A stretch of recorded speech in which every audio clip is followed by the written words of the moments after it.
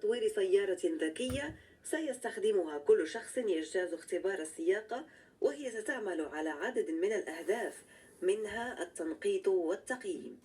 بجوج ديال الاهداف اساسيه.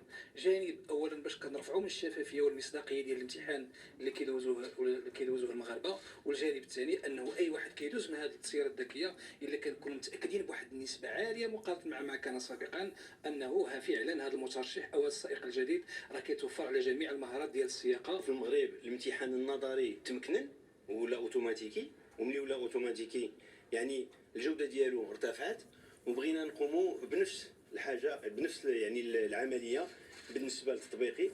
هذه هي إذن نموذج السيارة الذكية المزودة بآخر التطورات التقنية. تم تجهيزها ببرنامج متطور للتفاعل مع السيارات المحيطة بها، والحواجز التي ستكون هي الأخرى مزودة بنظام ذكي.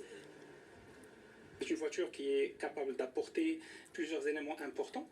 هي سيارة استطاعت أن تجلب عدة عناصر مهمة مثل موضوعية الاختبار، لأن الاختبار يتم عبر أنظمة ذكية اصطناعية وأنظمة حسابية أخرى، وستساهم أيضا في الرفع من جودة الاختبارات ككل. Ça permet aussi d'augmenter l'exhaustivité des tests. السيارة الجديدة مستعدة للعمل بكل شفافية ومصداقية، وقريبا سيتم اعتمادها في اختبارات السياقة، واعتمادها يدخل في إطار إصلاح منظومة رخصة السياقة بشكل شمولي في بلادنا.